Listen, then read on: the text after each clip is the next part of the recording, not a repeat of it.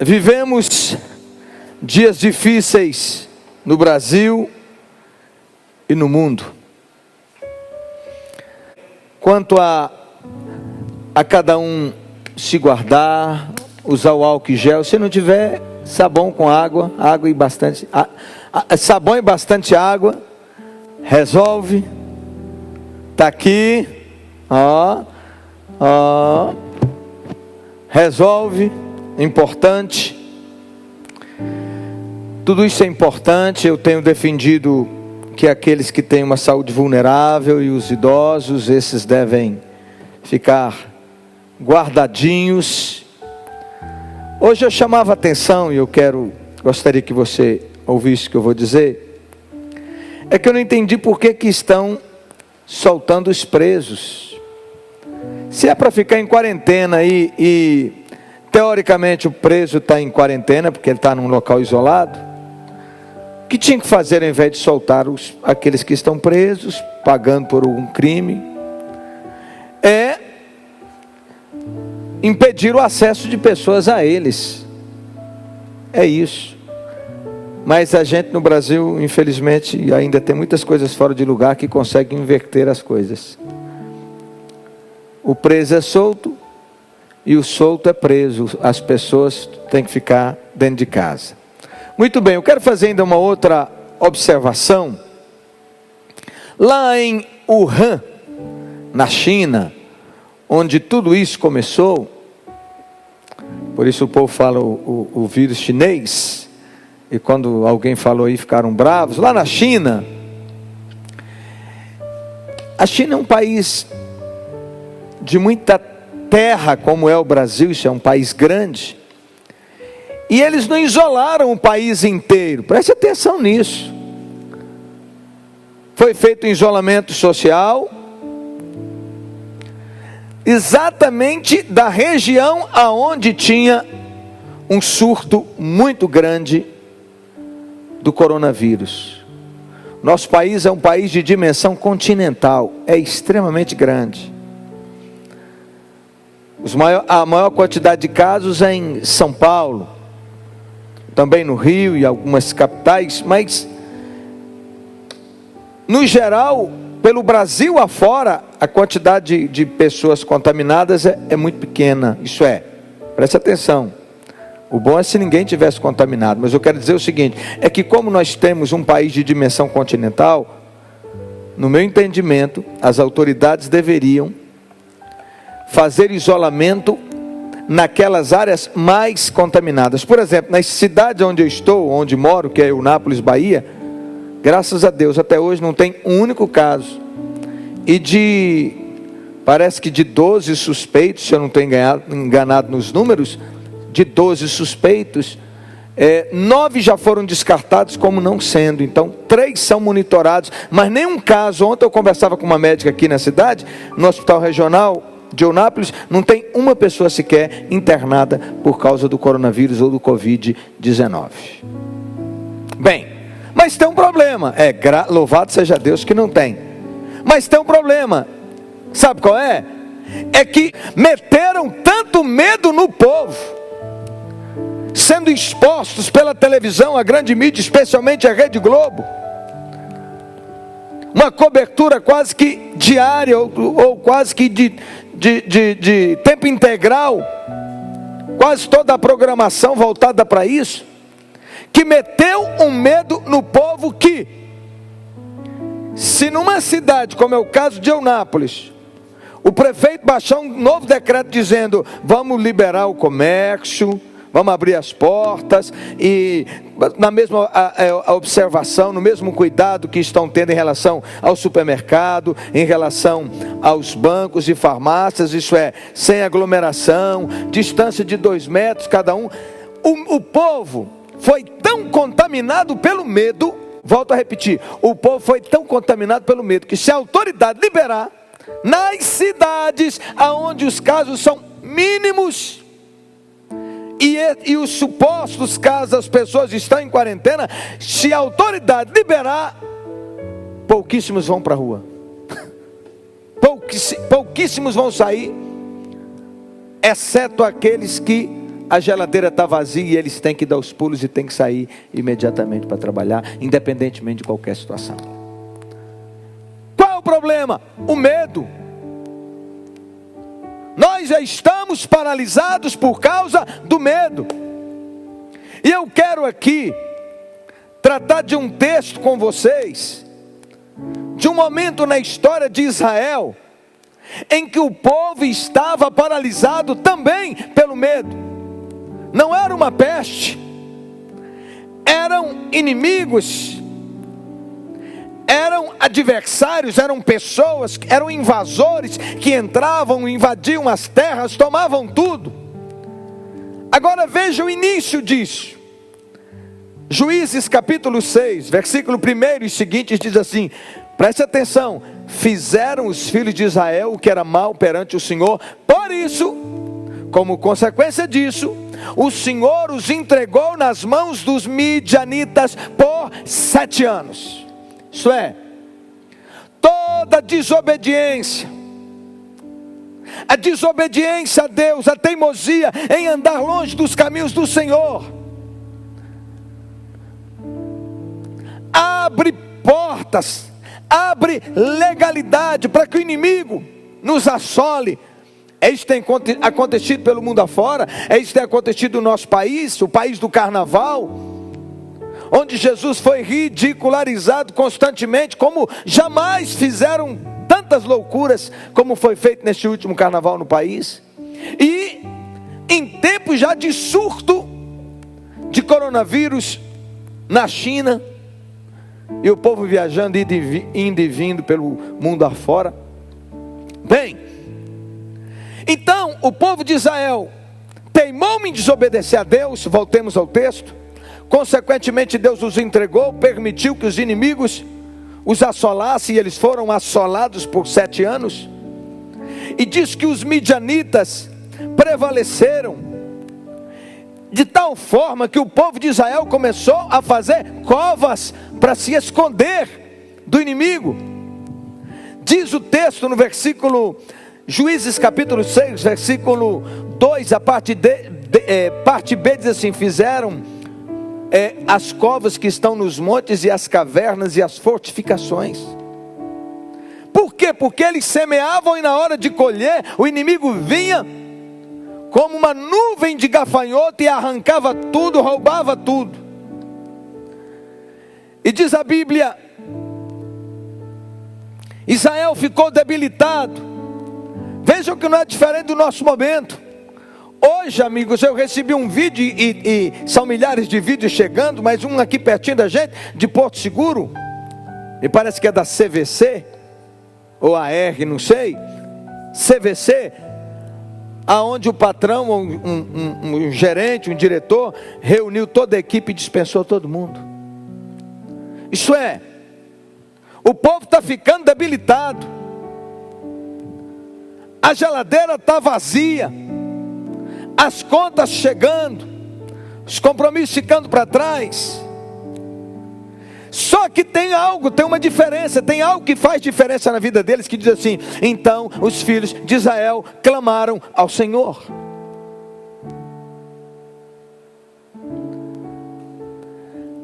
Não é o sofrimento que vai sensibilizar o coração de Deus, que às vezes Deus o permite como disciplina por causa da nossa rebeldia. Mas o que sensibiliza o coração de Deus é o quebrantamento, é o arrependimento, é o fato de nos curvarmos na presença do Senhor e clamarmos por socorro. Isso eles fizeram. Versículo 7, tendo os filhos de Israel clamado ao Senhor por causa dos midianitas, o Senhor lhes enviou um profeta que lhes disse: assim diz o Senhor Deus de Israel, eu é que vos fiz subir do Egito, e vos tirei da casa da servidão, e vos livrei da mão dos egípcios, e da mão de todos quanto vos oprimiam. E eu expulsei diante de vós, e vos dei essa terra, e eu disse: eu sou o Senhor vosso Deus. Não temas os deuses dos amorreus, em cuja terra habitais, contudo não destes ouvidos à minha voz. Olha o que Deus disse através da boca do profeta. Então veio um anjo do Senhor, Então guarde isso. Todas as vezes que nós clamamos a Deus com sinceridade de coração, pedindo sua intervenção, Deus vai intervir na nossa história. Glória a Deus! Então veio o anjo do Senhor e assentou-se debaixo do carvalho que está na região de Ofra, que pertencia a Joás, pai de Gideão.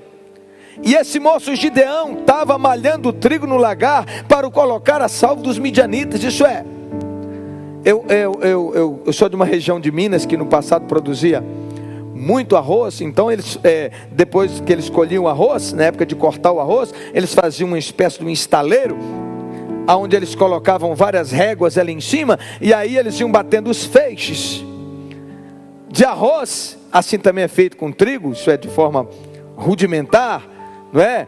Quando ainda antes de ter as colheitadeiras, alguma coisa assim, bem, as máquinas para colher. Então, e aí o arroz ia soltando. O que esse moço fazia era isso: pegar o trigo, só que trigo não se malhava no lagar. Lagar é um local lá num cantinho, lá na casa, lá nas dependências, ali dentro do quintal, na área da casa, na chácara, um local para pisar uva, para fazer o vinho.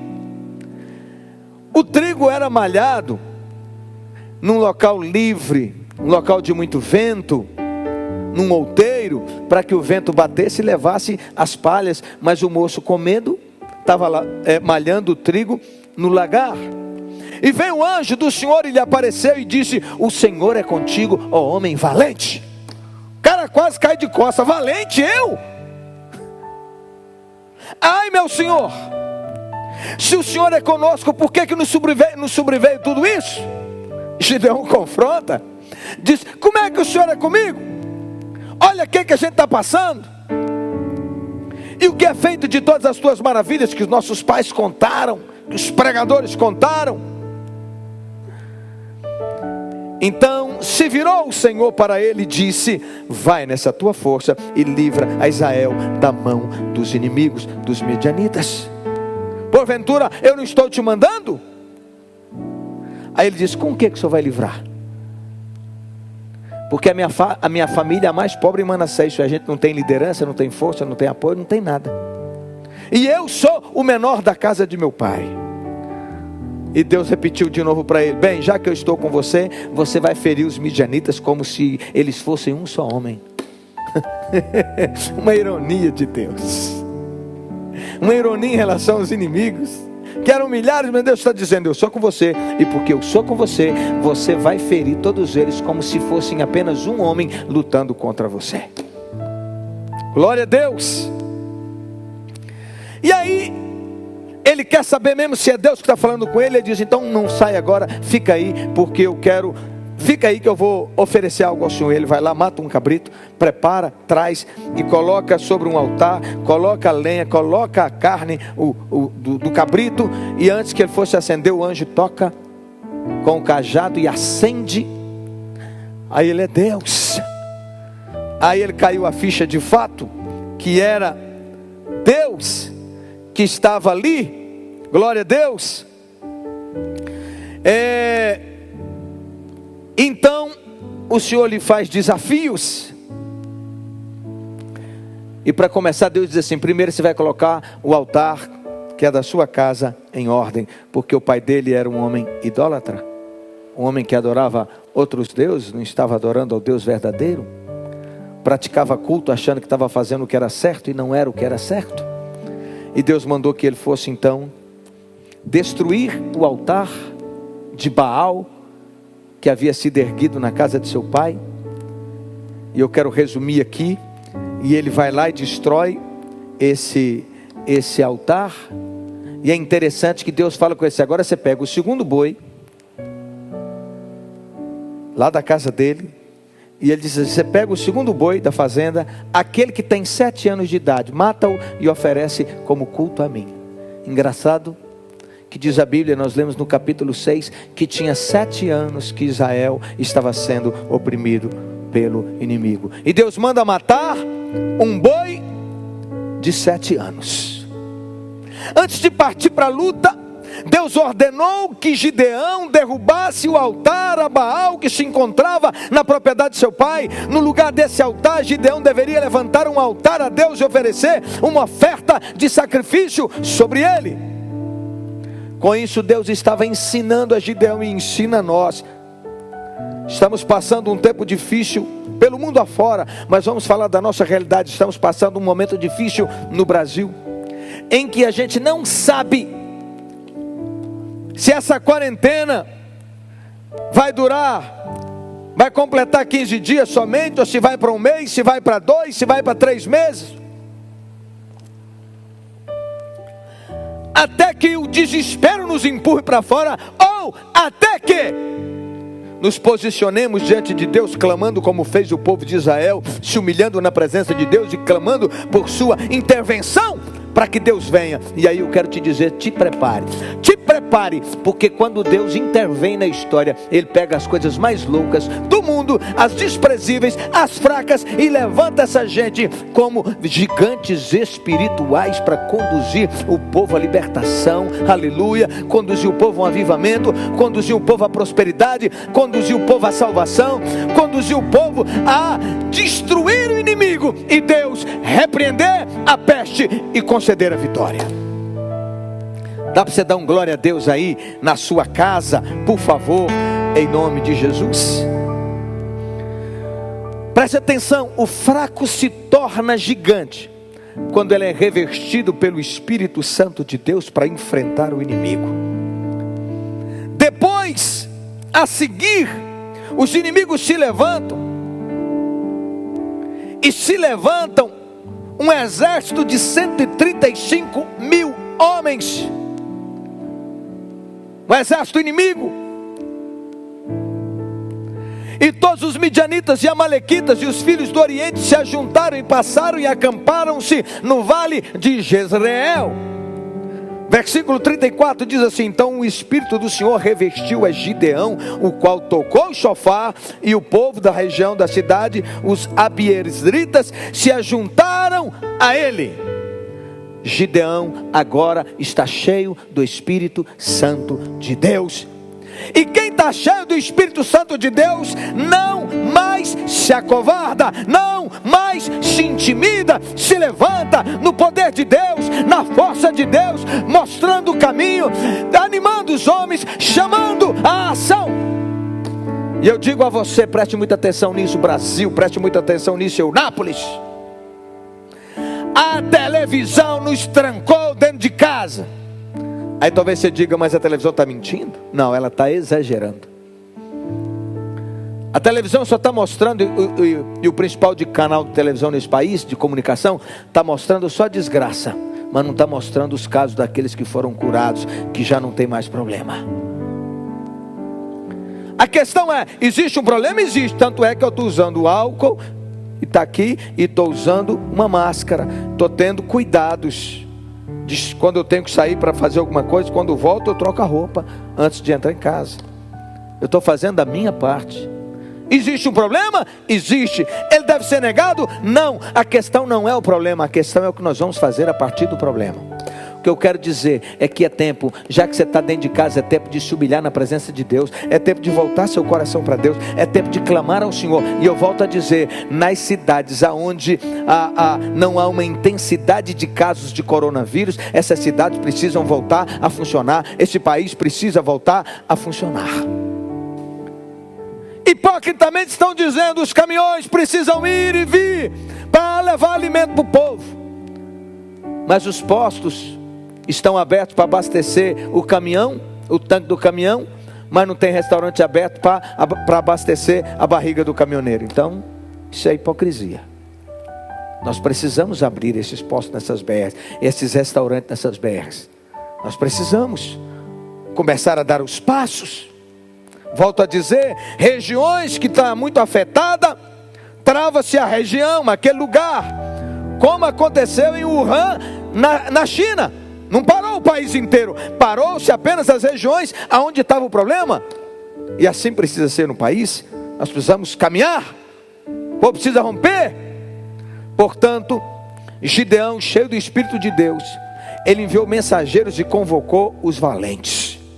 E Deus está nos enviando a convocar os valentes. Se você não sabe, desde segunda-feira nós estamos no monte, exatamente agora, desde as 7:30 da noite. Hoje eu não fui para vir aqui para ministrar você, mas eu estou com uma equipe grande, inclusive muitos dos que estavam nesses dias me acompanhando pela internet, estão agora no monte. Um local que nós temos para oração, aonde a gente determinou 2 metros de distância cada um, local livre, aberto no tempo, ao ar livre, para não ter desculpa de risco de contaminação. Mas eu disse, é tempo de nos humilharmos na presença de Deus. E nós estamos numa campanha que começou na segunda. Serão 7 noites de quebrantamento na presença de Deus. Pegamos as bandeiras dos estados, de todos os estados da federação, pegamos a bandeira do Brasil e pegamos a bandeira de nossa cidade, Eunápolis, e estamos lá abraçados com essas bandeiras. A gente pega essa bandeira, cada um segura numa ponta de uma bandeira, como estou exemplificando aqui, faz-se um círculo grande, sendo separados um do outro pelas bandeiras, orando, se humilhando na presença de Deus, clamando que Deus restaure esta nação. É tempo dos pastores fazerem isso, é tempo dos crentes fazerem isso, é tempo de todo o povo que crê em Deus, dos católicos fazerem isso, é tempo de todo o povo que crê em Deus humilhar-se na presença do Senhor. Para ser usado por Deus não precisa de muito. Gideão convoca, eu quero resumir aqui, e aparecem 32 mil homens para a batalha. Deus vira para ele e fala assim: ô Gideão, é gente demais, Gideão.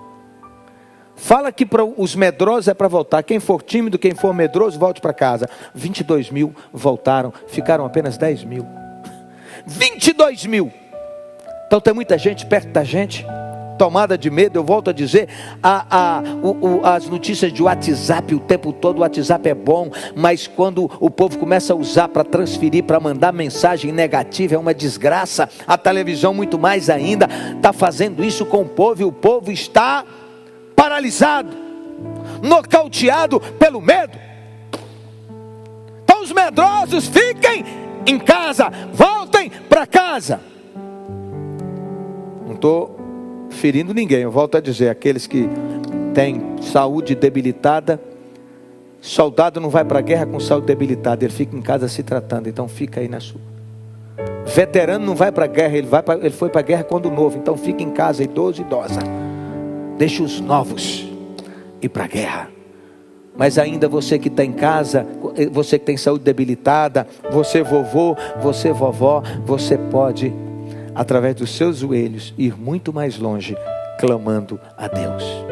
Aí Deus vira para ele e diz assim: tem gente demais para essa batalha, meu filho, leva no poço para beber água. E lá Deus eliminou mais 9.700 e só sobraram 300 com o perfil de gente que estava antenada, atenta, ligada. E Deus disse aí: com esses 300 eu vou te dar a vitória. Gideão então sai com os 300, entendendo que não era a quantidade de pessoas, entendendo que era o poder de Deus, que Deus estava à sua frente.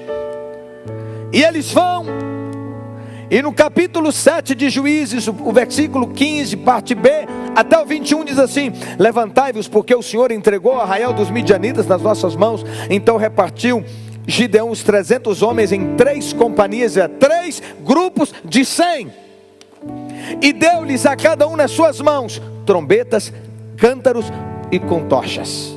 Tochas dentro dos cântaros, isso é, dentro do jarro de barro. Trombeta, que é o chofar, cântaros vazios e tocha dentro deles. E disse assim: olhai para mim e fazei como eu fizer. Chegando eu às imediações do arraial, como fizer eu, vocês farão. Quando eu tocar a trombeta, isso é o chofar, todos que comigo estiverem, então vós também tocareis a vossa trombeta ao redor de todo o arraial, e direis: pelo Senhor e por Gideão.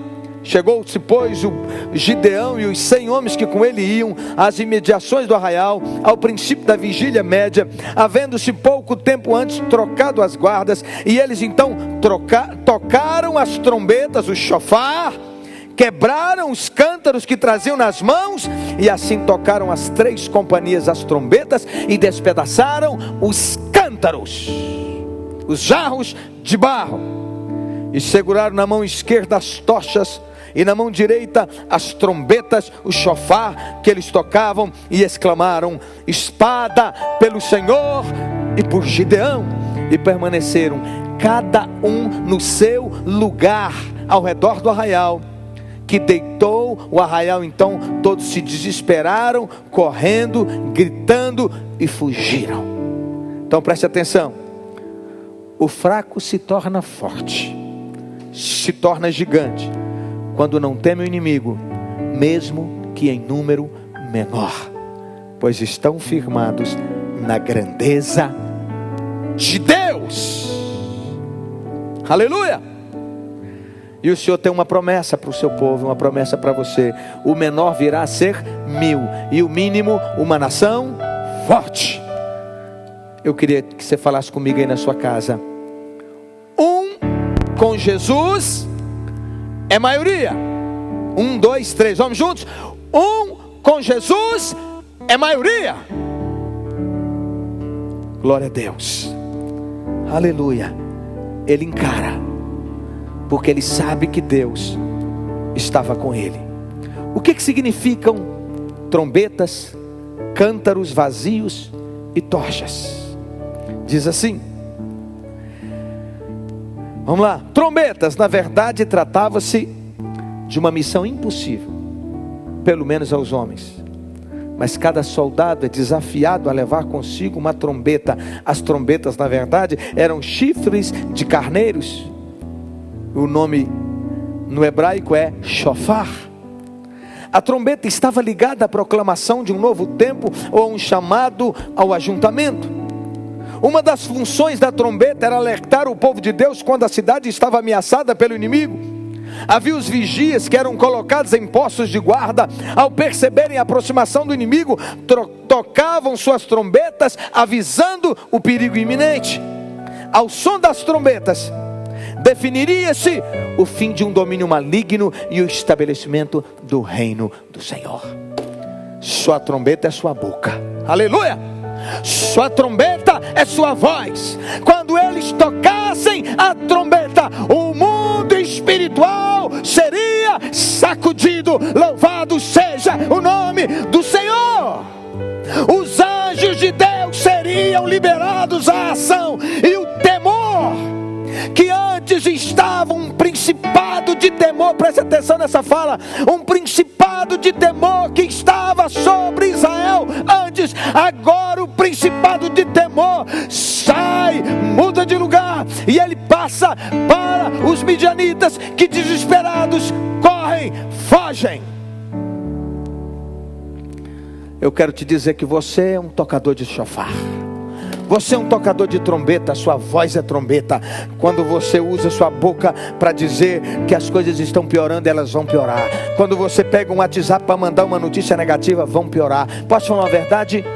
Eu não estou vendo a tal da Rede Globo há muito tempo. Eu não ligo na Rede Globo para saber as notícias sobre coronavírus, porque eu não me permito ser manipulado por ela. Do mesmo jeito que se a gente ficar exposto a imagens e a notícias de violência o tempo todo, a gente fica paralisado. A gente passa a ter medo de sair, de colocar o pé para o lado de fora de casa. Assim é relacionado ao coronavírus. Pode te dizer mais? A mídia nos nocauteou, ou nocauteou você. Colocou o povo preso dentro de casa. Volto a dizer, tem um problema? Tem. Mas o bicho é esse tamanho todo? Não. Ele é grande nas cidades aonde o contágio se tornou grande. Eu entendo que tem que ter um isolamento, mas volto a dizer, veja a minha tese, mas nos lugares no Brasil aonde a contaminação é pequena, falaram que essa semana seria a semana de maior transmissão. Nós não temos um caso na cidade de Eunápolis. Então é maior transmissão nas outras cidades, aonde o caso é sério, aonde a coisa está se multiplicando, como é o caso de Nova York, por exemplo, como Itália e Espanha. Por que a Suécia, por exemplo, não tem casos Me parece que em 2 meses só tiveram 2 mortes. Por quê? Eles trataram de outra maneira. Hein? Por que o Japão está criticando e chamando de vírus chinês? E criticando os japoneses? Eu vi uma fala de um vice-ministro do Japão criticando o secretário da Organização Mundial de Saúde, pedindo a queda dele.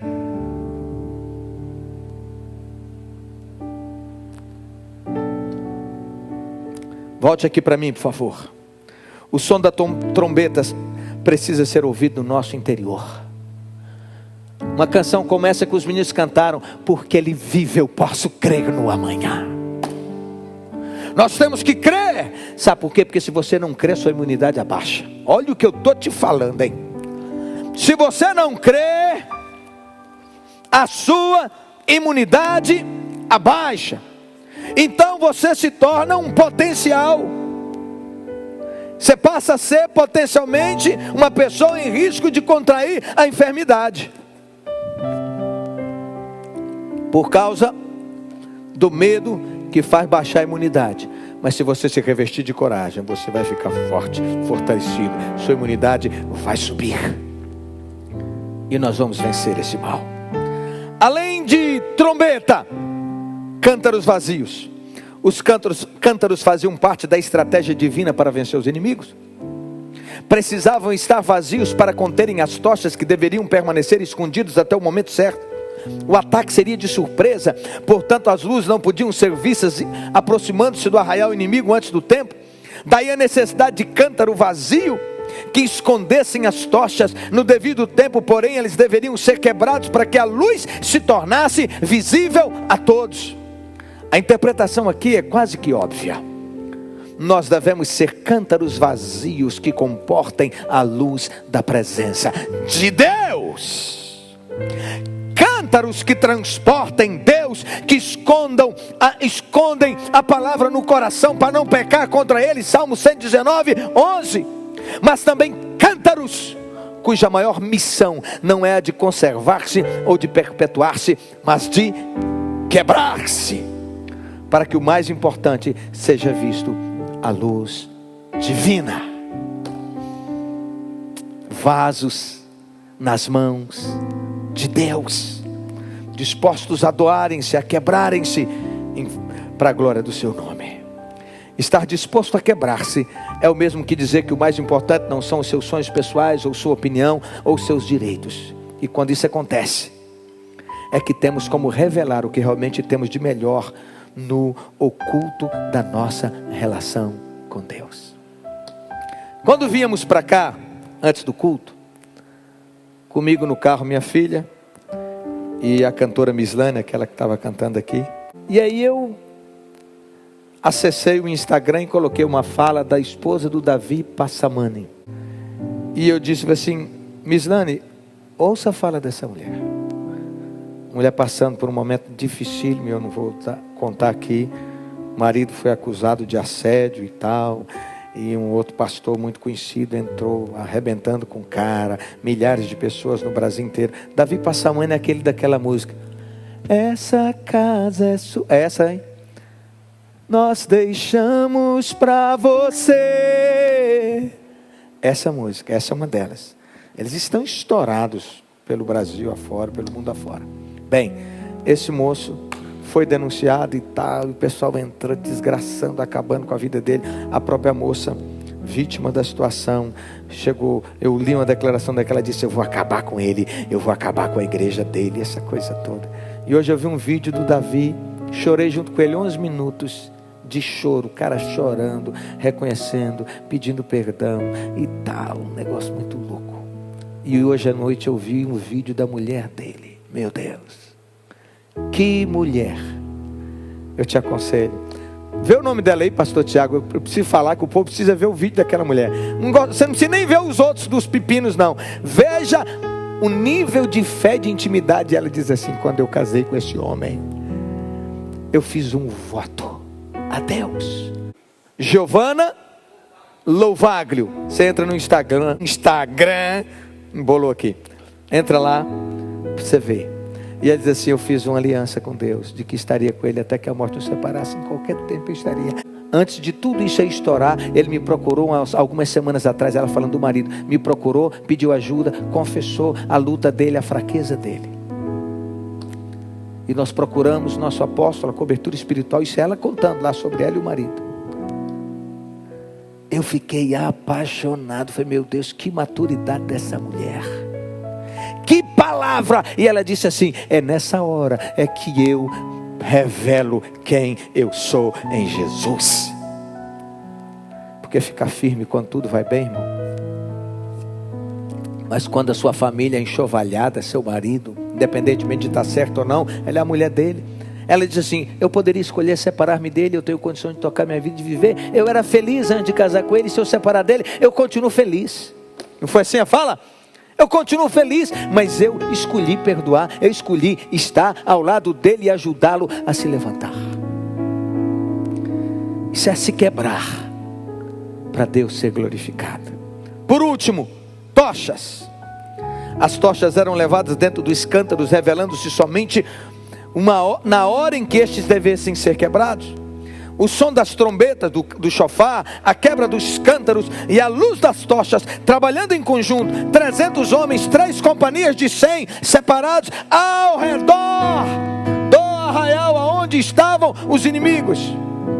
Confundiu os adversários, que começaram a lutar entre si e saíram desesperados. O cântaro se quebra na hora da crise, do desemprego, do vírus, do coronavírus, da perseguição, nos momentos difíceis, na hora da dor, na hora do medo. É hora de quebrar o cântaro, de abaixar a bola. Brasil, volta para Deus.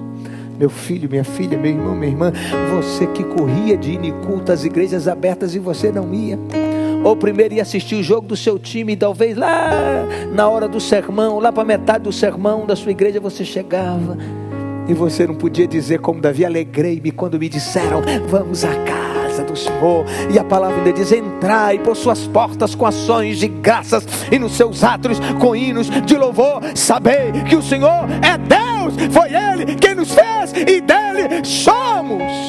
Meu Deus, aleluia. Você não tinha esse prazer, né, meu filho? Aparecia ele, como diz o baiano, de caju em caju, de ano em ano, uma vez ou outra. É tempo de voltar para Deus. Porque se você aqui na terra não consegue reunir junto com o povo de Deus para adorar a Deus, o céu não é lugar para você. Que isso aqui é um treinamento daquilo que vai ser lá, do culto eterno que será na glória eterna. É hora de mostrar quem nós somos nessa hora de coronavírus, de medo exacerbado. O que as pessoas vão ver em você agora, nessas horas de prova: trevas ou luz? Eu concluo dizendo: é preciso ser forte diante das dificuldades. Eu não posso me conformar com os problemas, eu não posso aceitar como Israel fez, mas eu quero dar uma moralzinha aqui para Gideão. Naquele momento que ele estava malhando o trigo escondidinho, é que os outros estavam nas covas e nas cavernas. Ele estava trabalhando, ele saiu para agir, apesar da ameaça do inimigo, apesar de um coronavírus por aí. Ele saiu, ele foi trabalhar, ele foi buscar o pão, ele foi tocar a vida dele. É por isso que Deus o encontrou. Deus encontra aqueles que se levantam e que dizem: eu sou fraco. Por isso que ele estava trabalhando escondido. Eu temo. Isso não é ser fraco no sentido de uma pessoa que não tem chance de vitória, mas de reconhecer: o problema é maior do que eu, e eu preciso da tua graça. É isso que Gideão fez. Então não posso me sentir vítima do mundo e de todos. Não parar, não estagnar, preciso continuar minha vida, mesmo quando tudo parece contrário. Outra ainda: não venço sozinho, preciso de Deus. Preciso estar pronto para novos desafios. Eu quero te dizer que Deus tem a última palavra a respeito da nossa vida nessa terra. Talvez o que você não vislumbre dias melhores. Eu quero te dizer que se você colocar sua confiança em Deus, o melhor de Deus virá sobre a sua vida, e você vai viver os melhores anos da sua vida na face da terra. E eu te digo, é preciso ter coragem para levantar. Eu me levanto, eu confronto. Talvez alguém diga assim, mas ele está doido que volte a reunir porque ele precisa do dízimo. Olha, eu preciso de Deus. Eu preciso de Deus, eu sou sustentado por Ele. Eu não estou preocupado com isso. Se Deus me permite passar por um momento difícil desse, Ele também me dá a provisão, o meio de sobreviver. É Deus que me dá as estratégias para vencer. É Deus quem vai te dar as estratégias. Você precisa confiar, mesmo que pareça ilógico. Quem venceu a batalha não foram os 300. Isso seria impossível. Mas a fé de um homem em um Deus que tudo pode fazer. Louvado seja Deus. Quero convidar os meninos que venham ao altar. E nós vamos falar com Deus nessa hora. Nós vamos orar. Feche os seus olhos. Feche os seus olhos. Pai, eu quero abençoar nessa hora cada vida que me ouve, cada família. E como profeta do Senhor, eu repreendo este espírito de medo que tem paralisado o povo nesse país. E em nome de Jesus, como profeta do Senhor, eu quero proclamar que envergonhados e confundidos serão todos aqueles que têm se levantado com más intenções no coração para apavorar, para fazer medo. O império do mal vai cair em nome de Jesus. Em nome de Jesus, todos que estão fazendo uso politiqueiro para explorar o medo do povo, para atormentar as pessoas, para gerar o caos nesse país, declaro que esses não prevalecerão. E em nome de Jesus, quero te louvar particularmente por essa cidade, a cidade de Eunápolis, por não termos até o momento um único caso. E eu quero te pedir, continua guardando, cerca essa cidade, coloca os teus anjos sobre esta cidade, mas oro também para que coloques os teus anjos em cada cidade deste país, e aqueles desse país que contraíram o vírus, eu oro por cura, eu oro por milagres, eu oro por restauração, em nome de Jesus, eu oro por soluções, eu oro pelo remédio certo para tratar esse mal. Põe a tua mão, fortaleça as autoridades, dá que eles possam trabalhar unidos, em nome de Jesus, amém, e graças a Deus.